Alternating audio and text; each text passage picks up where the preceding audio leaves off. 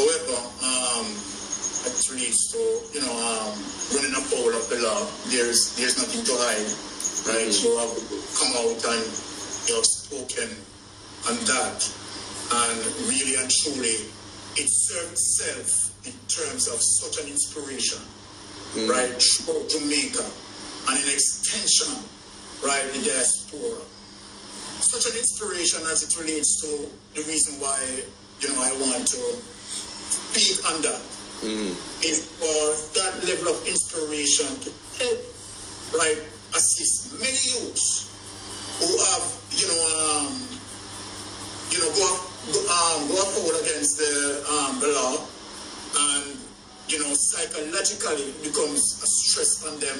You have seen that the many persons who have gone through the penal system, yes, really don't have the opportunity, Isaac, to get back into society, right? And being, I would say, being avoided to, get back on their feet, right, and just get certain opportunity to build their life. Now, you have been in that space, right, where you have fallen in that predicament, and you are able, Isaac, able to be the Isat Buchanan today, to be that inspiration, right, and where not only that you have achieved, you have accomplished, but you have well established yourself that you have now gone even to the highest of heights as it relates to, right, your function being a lawyer, and I would definitely put you into the apex group of lawyers. The fact that we are not talking about KC and King Council, we are talking about you being into a space as it relates to the Privy Council, right? The creme of the creme. And you have made your presence felt. You have accomplished what many youths would want to accomplish. Just by me speaking to you right now, those people are taking me over as it relates to the level of influence and inspiration that you have. Many, right, who are the trusted path, right, and fail. But I want you to tell him tonight, right, how, right, as it relates to you, pulling up your bootstrap, right, and focus and be the Isat Buchanan today. Please tell us, how did you achieve it? Wow. First I have to say this, and then don't laugh. I can't believe it's me you're talking about. Because here in Jamaica, the government of Jamaica would never allow you to put what is known as two-time convicted dirty Rasta Jamaican deportee boy who father come from ghetto and me and nobody. Yeah, I didn't know we were talking about the same thing. So I must say this. How did I get through it? God. Nothing done, nothing said, nothing achieved can be done without God. That's the first thing I'm going to say. The next thing is family.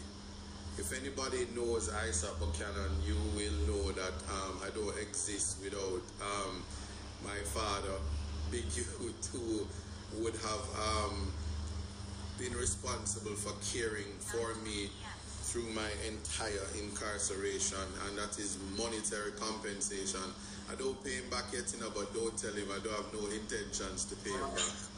But so the importance of having a father in your life, the importance of having parents, because my mother is a praying woman, my mother is a minister of religion. I don't talk about my mother as much because she has the I told you so, hard ears, pick me, tough love mentality, and I personally believe that when people fall and people are broken, it's not all the time tough love is going to work. So for whatever reason, my father had a lot more compassion, a lot more empathy, and a lot more understanding, and he knew what it was to nurture a phoenix, to allow a phoenix to rise from the ashes. That's really what I will say. But not only that, what I did is to be still and know, and I give credit to my mother for that.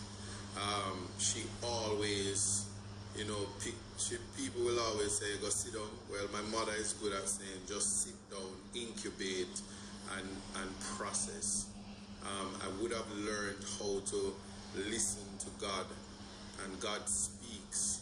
And no, not like in the Moses story where the burning bush, the Moses, not like that, but through several persons. And if you sit and listen to the signs and find yourself in spaces, the word will become apparent, and you will walk into your destiny. I'm speaking directly to the persons who would have gone through some of the worst experiences, and even as I'm on the campaign now, I'm interacting with persons who have had similar experiences as me, and they're literally in hiding. Here's my response to this. God never gives any human being more than he can bear or she can bear. There are all the things that appear to be